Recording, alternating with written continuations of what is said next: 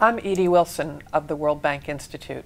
A special issue of Development Outreach magazine focuses on the power of innovation. Today we're talking with Mari Kuraishi, who was one of the founders of Development Marketplace. Mari, we're so glad to have you today. Thank you. Tell us about 10 years ago. You were working at the World Bank and you came up with an idea and you started to try and do something different. Tell us a little bit about this. The development marketplace that you're referring to in 2000, it was really an outgrowth of the work that we had been doing around business innovation. And if you cast your mind back 12 years ago, that was a time when the WTO protests were going on all over the world, and lumped in there with the WTO and other international organizations. So it was a slogan, 50 years is enough. And 50 years referred to the length of time that the World Bank had been in existence, and the perception, if not the reality, that 50 years of development, official development, and not much to show for it. And so there was both external pressure as well as internal frustration inside the World Bank institution as to why the World Bank had not innovated enough.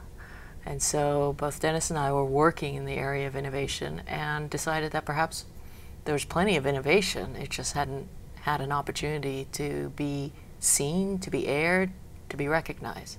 So that's when we started out holding something called the Innovation Marketplace, an internal event where we asked everybody for good ideas to fight poverty, and this included anybody inside the World Bank.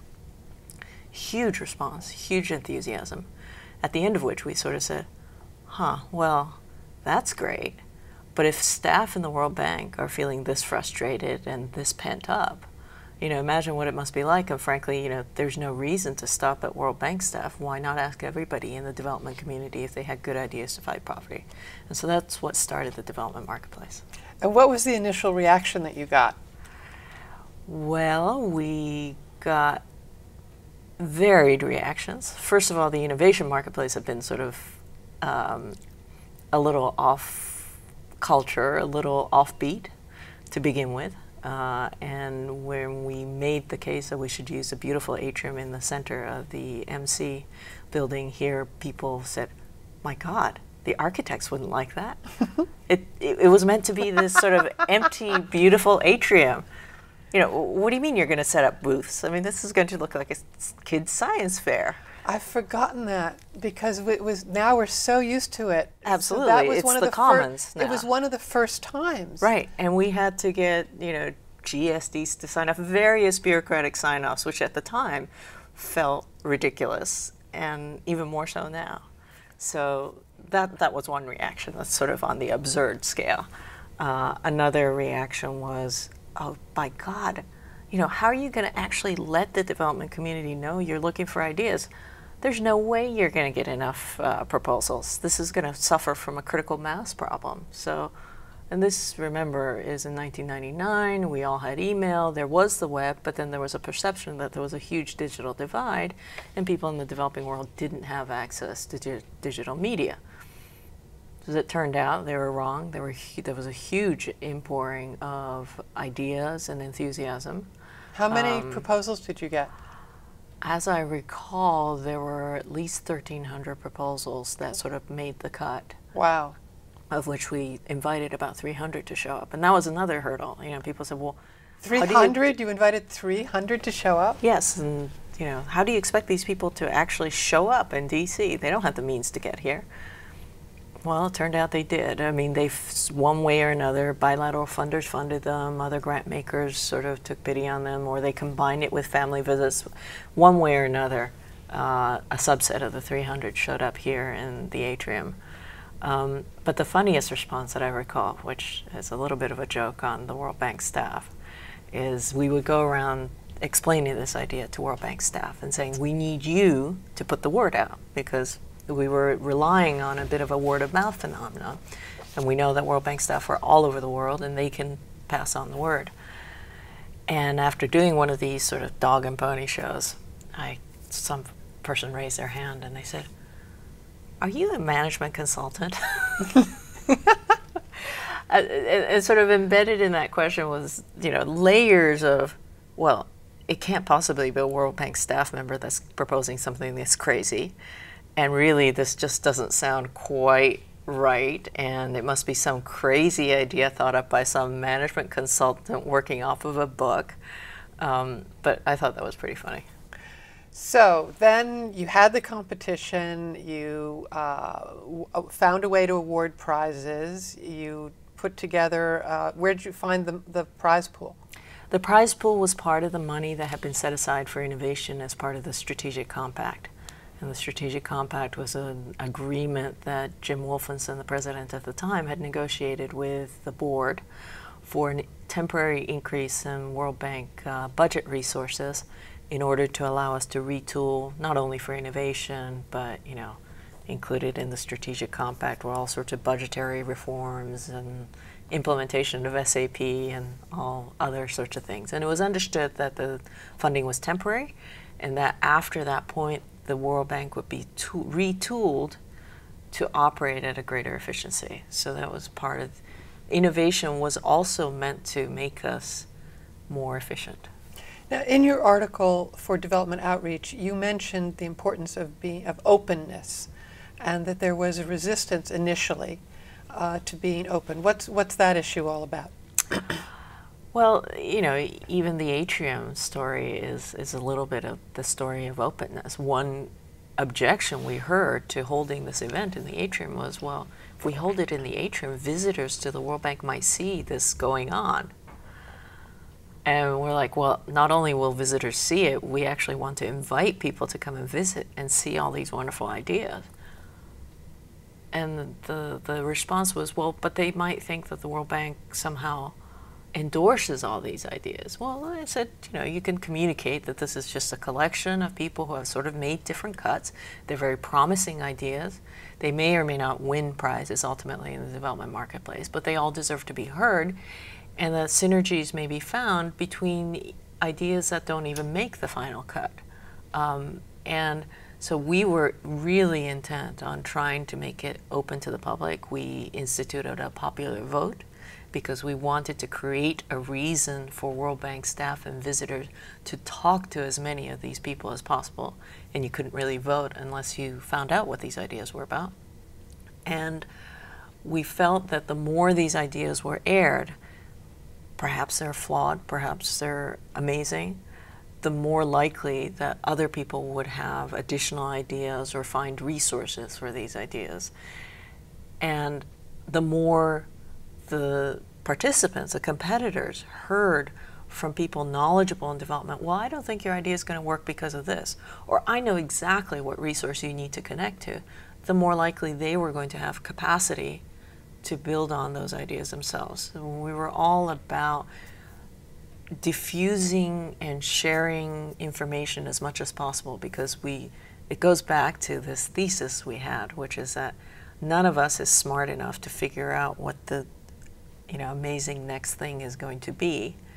And so by collectively sharing our information, we're more likely to stumble across those things that turn out to be winners. So you were using almost a form of what we now call crowdsourcing. Yes, very much so. I mean, when James Surowiecki wrote The Wisdom of Crowds, several years later, we're like, yes, that's it. He's put a name to what we're trying to do. Did you feel like, I wish I'd written that book? Absolutely. Okay. You also talk about Darwinism versus intelligent design, or markets versus central planning, when you are looking for ideas in development. So that's very much related to what I just talked about, that we're none of us smart enough to figure out what the next big thing is, but collectively, through all the different ideas we have, we might be able to stumble across it. And implicit in the idea of intelligent design is that there is God as a watchmaker, or actually that's Darwin's image. God as a person who knows exactly what he's driving towards, and basically created all the factors that would feed into that ultimate result. Whereas Darwin took a different tack and said, all these things exist in its enormous diversity because of the way genetics works, and that there are minor changes that happen to the gene pool that allow all these different organisms or slight variations in the capacity of particular species that gives them then ultimately another edge in, whether, finding food or reproducing or surviving extreme climates and conditions. And it's really, and that's sort of played out in markets as well, in the sense that nobody in the United States sat around and said, okay, the United States has X million consumers, and therefore it needs Y million shoes. And there are going to be 5 different types of shoes, and we're going to produce, certain targets for these shoes, which is essentially, and I'm caricaturing here, what the Soviet Union tried to do. They said, we will centralize production and we will create as many shoes as is appropriate for the number of people that exist in the Soviet Union. We're not going to try and meet their individual needs. We'll assume that 5 types of shoes will do, and we're going to produce them. That approach, as opposed to sort of letting the market, would-be shoemakers emerge and discover what consumers actually want, and therefore giving consumers the power to decide what shoes they want by voting with their dollars as to what kinds of shoes they want, is sort of what we saw playing out. And I'm biased here because I started out at the World Bank as a country officer for Russia. I was trained as a Sovietologist. And so my perception of the difference between centralized economies and market economies is very sharp as a result of my training. And so when I looked at sort of the state of innovation in development, it struck me that there were a lot of large players who had large flows of funding, and large players tend to have a preference for larger projects because it's just, there are high transaction costs to dealing with $10,000 grants. If you imagine if you distributed the flows associated with a bank in those small quantities, the bank staff would have to be huge in order to manage that. By leveraging technology and by leveraging the capacity of the people on the ground, we thought that there was a way to massively increase the number of tries, the number of experiments that could take place, and of which some of them would turn out to be extremely important to the communities at hand. Let me press you on that for just a moment. One of the real differences for development marketplace was the power of small. Inside of an institution that did billions and millions in loans, development marketplace proposition was, we need to be giving smaller amounts of money. You want to explain, because you were there and I wasn't, why didn't you say we need to give larger grants? I think because there are plenty of actors in the international space that give large grants, whether it is major private foundations like Ford or Rockefeller or MacArthur, all of who have been active in development area for decades, to USAID. They all in one way or another operate with fairly large grants. And the World Bank, of course, operates mostly with large loans, intermediated through sovereign governments. And we felt, based on the response that we got at the development marketplace, this sort of outpouring of, oh my God, there's funding available for small, nascent ideas, we took that as an indication that there wasn't much of a market for small grants for organizations that were just starting out. And also, to be perfectly honest, official institutions face strong incentives to play it safe. So when the development marketplace gives out grants, we thought that we could carve out a little space where there was tolerance for failure. And if it's true that it takes 42 different tries before you get a winning product, then someone has to bear the cost of the 41. It's much better that those 41 tries be smaller rather than larger, because if you're taking really large bets, you're talking about some very high costs in winnowing through to the winners. So that was why it was so important to keep the development marketplace grants small and to not set the bar so high that you had to be a large established organization to qualify for the competition. And you know, it's a good question as to whether the World Bank as a sovereign lending entity needs to be the entity that sort of addresses this whole market. I don't think, in fact, it does. I think it played a really important role in validating the idea in the official development assistance space. In your article, you also talk about what goes beyond competitions now. You know, do you have to have these particular challenges in order to find new ideas? And you've looked at all sorts of other environments in which ideas are generated. What's your thinking now? I think competitions still play a role. You know, if you look at a very mature innovation space like Silicon Valley, the for-profit innovation, heavily technology-oriented space in the U.S. for innovation, you know, innovation, bright new ideas are thought up and funded without any big competition, annual competitions. That being said, you know, there still exists, even in the sort of ancillary spaces around Silicon Valley, there are business plan competitions. Stanford has business plan competitions. MIT has business plan competitions. Many universities and business schools have plan competitions to try and make it possible for new entrants to come in.